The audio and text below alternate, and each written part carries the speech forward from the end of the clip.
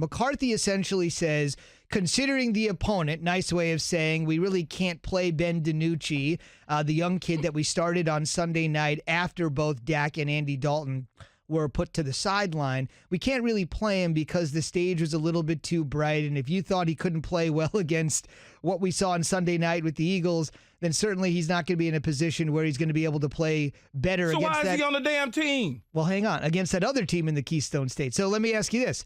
How can McCarthy say we need to play somebody with more experience when the guys available, Garrett Gilbert and Cooper Rush, have never started a game, and DiNucci has started one game? How can you technically say the two guys waiting in the wings have more experience when they've never started a game and the other guy has? Like, what's the explanation on that? Am I being too technical here? I think it's just a choice of words, really. I think they got caught in the word game. They probably didn't mean to say what they said. They probably just meant that it was too big for him. We want to try somebody else, opposed to, it was too big, lack of experience, when the other guys have zero experience, right? Right. But if you remember, they've been around longer, right? They've been around longer. Yeah, maybe but that doesn't mean anything. But if you remember me saying that it felt like, looking at him, that the speed of that game was like he was on the Autobahn. Like, that's what it looked like when I'm watching it. I'm like, he can't get out the way. He doesn't understand how fast things are moving. Different than practice, as I always tell people. Practice is one thing.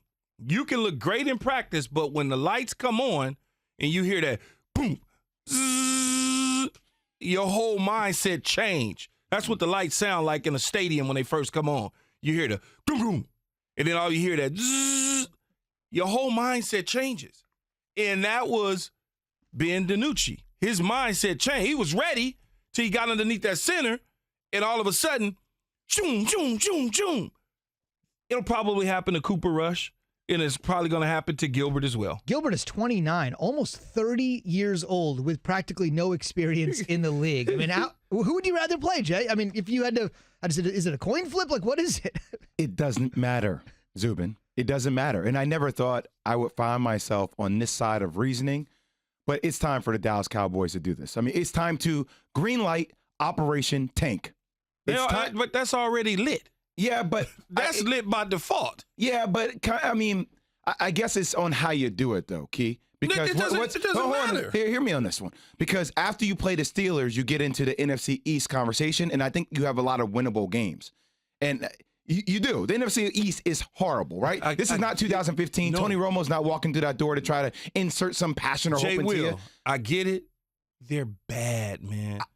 I know. They're but Key, bad. you can still probably beat the Giants.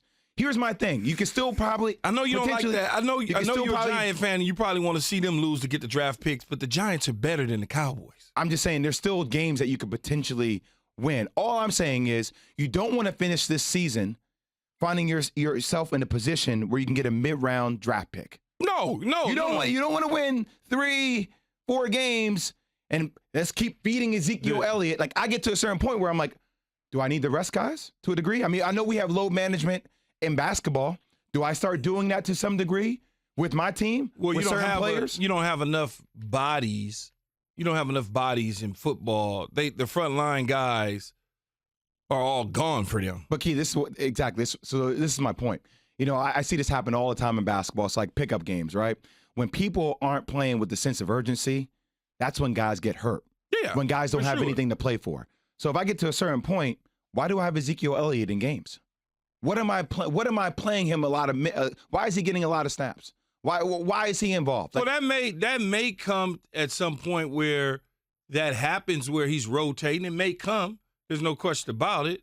But one thing that football coaches like to do is they like to win. They want the W's on their resume. But that's what I'm saying, O'Key. Like, if you're Jerry Jones, if you're Mike McCarthy, how do you make the best out of this season? Dak Prescott is not coming back. He's not okay. Like, it's Andy Dalton. It doesn't matter what Andy Dalton does. He's not going to make a difference. Ezekiel Elliott has been having a marginal year. So why not take the alternative approach where it's like, hey, let guys fight for positions. My star players, I want them to rest. I'm going to save them. I know coaches may want to win, but that's not going to put us in the best position. I think at some point, though, at some point in time, they'll start to get into that. But right now, it's too early. They're going to lose by default. I mean, they're not a good football team. But even why is it too early now, Key? What are you winning for? What are you going for? To try to win the NFC East? Who cares about the NFC East this year? No, that's not what I'm saying. But you don't have, like, if you're resting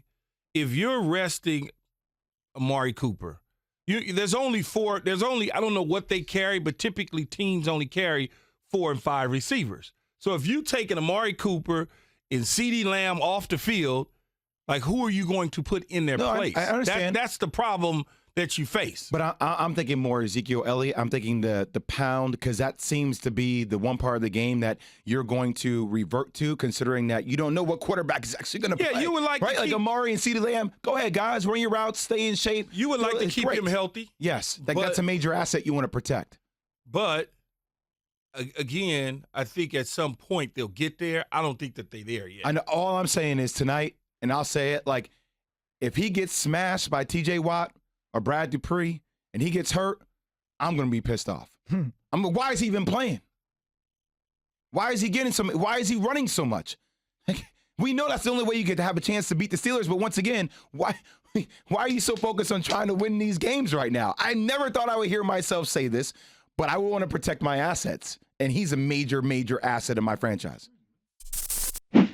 Thanks for watching ESPN on YouTube. For live streaming sports and premium content, subscribe to ESPN Plus right now.